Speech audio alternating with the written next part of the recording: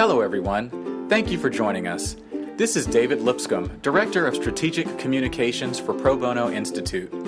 Today, PBI's law firm Pro Bono Project introduces the Pro Bono Happy Hour, a new series of podcasts in which we highlight law firm Pro Bono Challenge signatories and law firm Pro Bono Project members. During these podcasts, we'll be discussing the great pro bono work these firms are doing and sharing best practices. Our goal is to educate and inspire you while making your commute, lunch break, workday, or downtime a bit more interesting. We begin our series with Lauren Schmidt, Brownstein Hyatt Farber Schreck's first pro bono partner. She spoke to us about her role at the firm, the evolution of the firm's pro bono program, and its short-term and long-term goals. Get comfortable, have a listen, and we hope you enjoy the interview.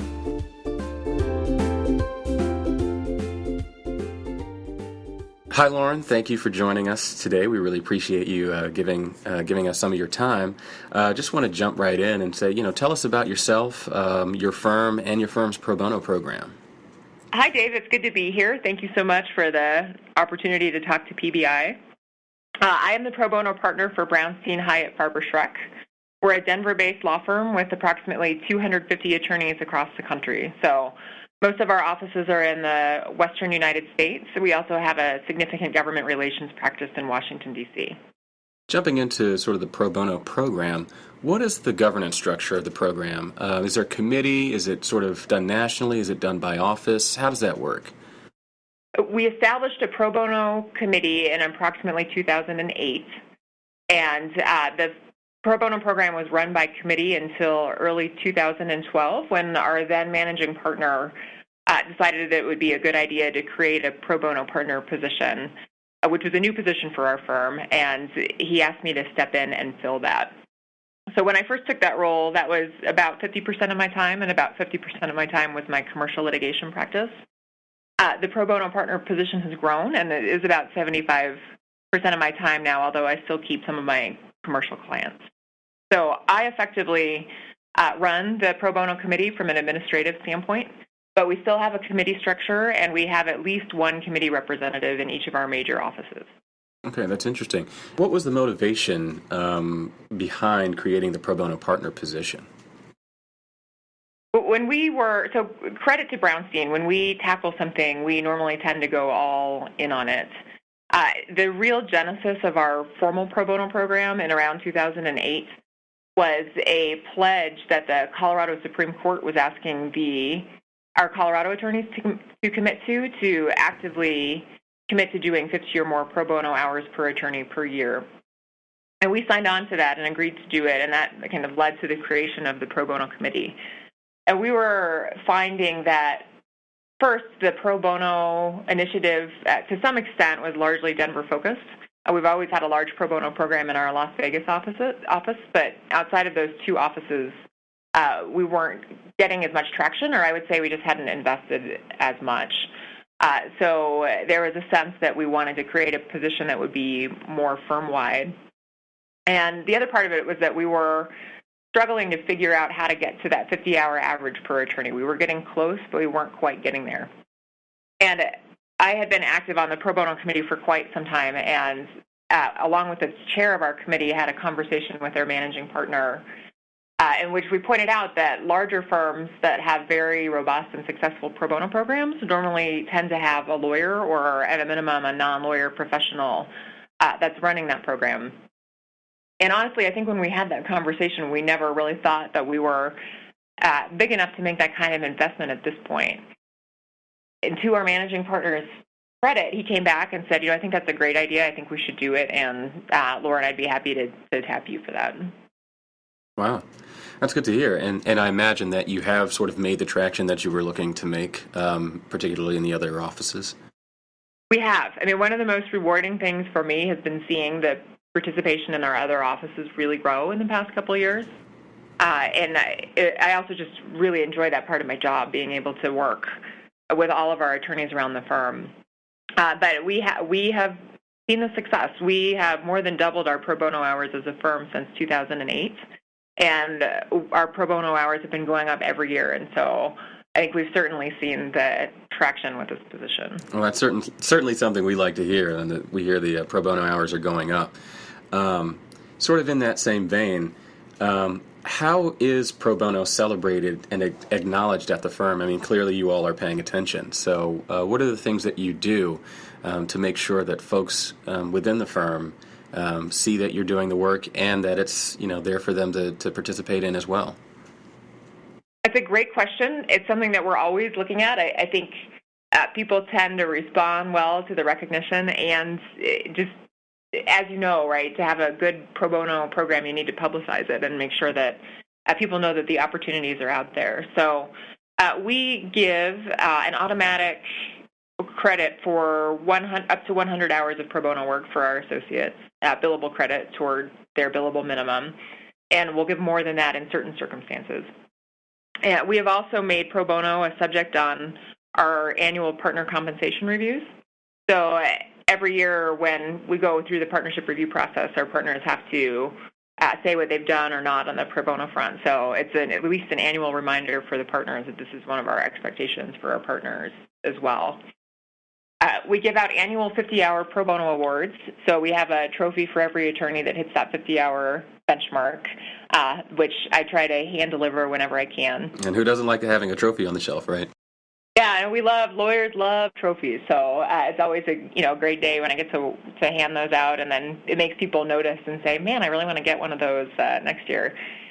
We also have a Pro Bono Attorney of the Year award that we give out at our all-attorney retreat, where we recognize an attorney and really almost always an associate who we feel has contributed the most to the pro bono program, and that comes with a healthy cash bonus and a donation to a nonprofit of the associate's choice. We use our all-attorney retreat as an opportunity to showcase a lot of our great pro bono stories.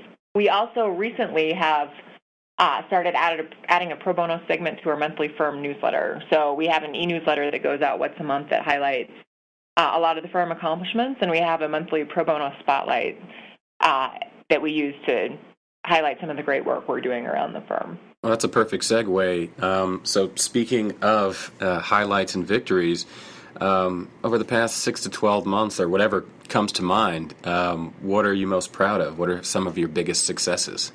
I would take sort of a longer view than the 6 to 12 months for our program, because I think one of the things that I'm most proud of is, like I said before, how we managed to increase participation and increase attorney hours every year, which is still one of my fundamental goals. I think we're very entrepreneurial about pro bono work, and we like our attorneys to do what they're passionate about.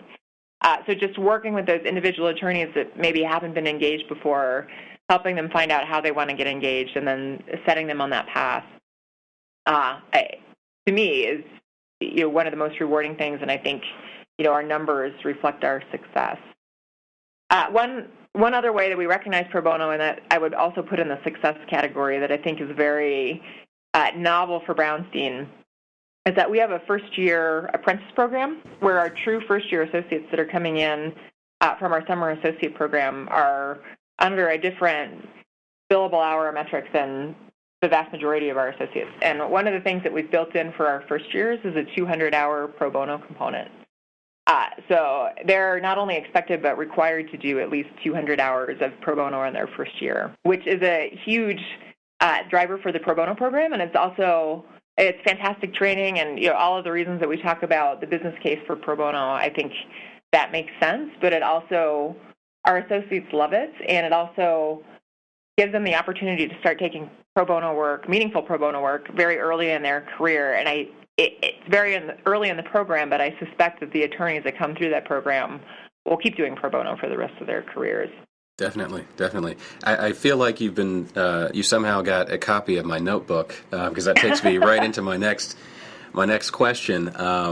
We talk about developing core competencies and professional development, and I was just wondering if you can go a little bit more in detail about that, and particularly, for the associates in the program you just described, about how pro bono helps those associates develop skills that they might not have otherwise learned, which we hear, time and time again at various firms.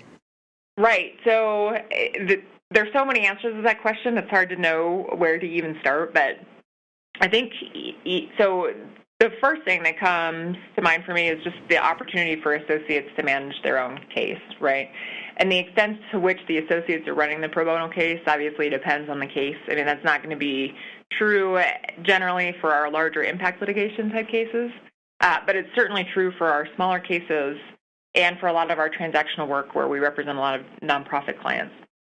And I think just the opportunity to give the associate a lot of reign, and maybe more than we might be able to give them with a lot of our billable clients, and to be the point person for that client relationship and to really have the 10,000-foot view of what it means to be in charge of a case is critically important. I also think just sort of on a more mundane level, that once you become a partner at a law firm, you forget that associates don't have a lot of exposure or visibility into very basic things like what it means to open a matter or draft an engagement letter or review their bills, and very things that the partners deal with every day and that the associates don't really. And it gives them that opportunity to sort of see 360 degrees what goes into the intake process and the client management process and the invoice process. And I think that in and of itself is valuable, in addition to the substantive skills that our associates are getting on the cases. I mean, sort of very obvious things, but we try to get our litigation associates into court. I mean, often their first court appearances, their first trials are on pro bono matters. For our transactional associates, we try to give them ownership of a local nonprofit client, and it enables them to see sort of all of the issues that client presents instead of maybe an issue by issue slice. Oh, very interesting, and sounds extremely helpful to young lawyers that are looking to develop these new skills. Let me change gears a little bit here. Other than the increasing amount of pro bono getting done, sort of what has changed most since you've been in your position, and particularly with you having been the first person in that position? What has changed for the firm, or what has changed maybe about the position? How have you shaped it, basically, in performing your duties, and perhaps what has happened in the firm that's changed? So one of the great things about being the first person in a position like this is that it's really entrepreneurial, right? So it's been a really great opportunity to shape what the position is and what the program is. But I think what we found is having someone in this position instead of trying to run this by committee. And I will say I have a fabulous pro bono committee, and I love our structure because I have basically a lot of little mini-me's in each of our major offices that do my position in those offices and can be the eyes and ears on the ground in the office, and it really can do a ton of the work that I do in Denver when I'm not there. So I love that structure. But just having one person to report to who has, I have the luxury of doing that as my job, right, and our other pro bono committee members don't. And I think it's just sort of not only increased the efficiency of the program, but increased the visibility of the program. And now everyone in the firm knows who the point person is to go to on pro bono issues.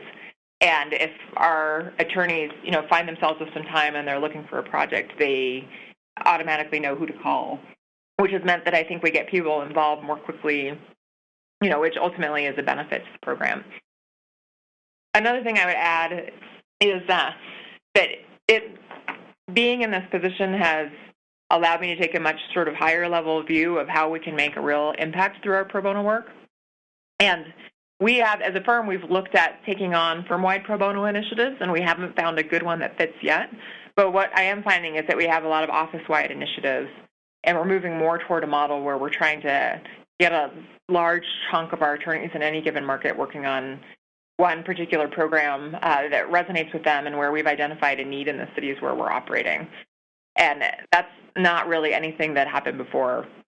I think being a part of the PBI, certainly, which is new for us and which we're thrilled about, and me being a part of the Association of Pro Bono Counsel has given us the ability to tap into what's happening on a national front and what the hot-button pro bono issues of the day are, and to be able to take that and use that in our cities where we have offices And we have a very different geographic footprint than most of the firms that are members of PBI.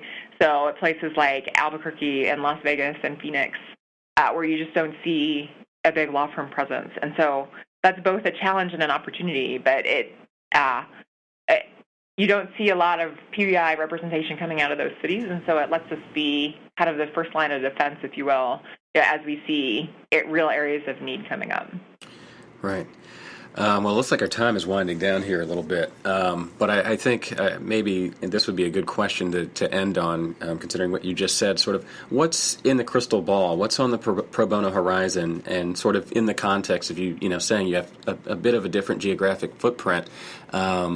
What is next for you all? What's the next big project or the next big move? That's a great question. I think it's one that we're always looking at. And I can't tell you that I have a definitive answer today.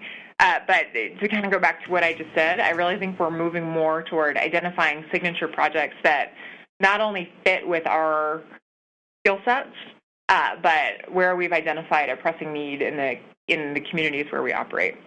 So we've been doing quite a bit of immigration work out of Denver, which we don't do on a paying basis. We only do on a pro bono basis. And I expect we'll continue to do more of that in Denver and in our other markets, since we have a big presence in the American Southwest where there's a lot of need for immigration help.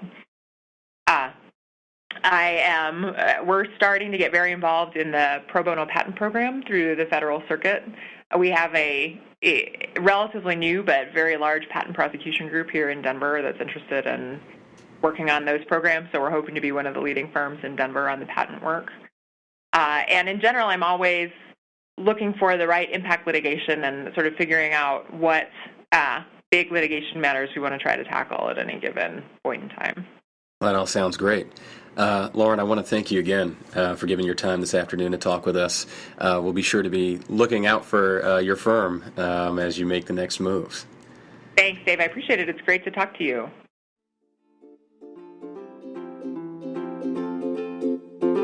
We hope you enjoyed the very first installment of the Pro Bono Happy Hour as much as we enjoyed bringing it to you. Many thanks to the brave Lauren Schmidt, Pro Bono partner at Brownstein Hyatt Farber Schreck, for being our guinea pig and the first of many guests to come. To listen to more podcasts in this series or learn about additional pro bono resources, visit www.probonoinst.org/podcasts. If you're interested in having your firm featured on the Pro Bono Happy Hour, please email us at probono@probonoinst.org. Thanks again for listening, and join us again next time.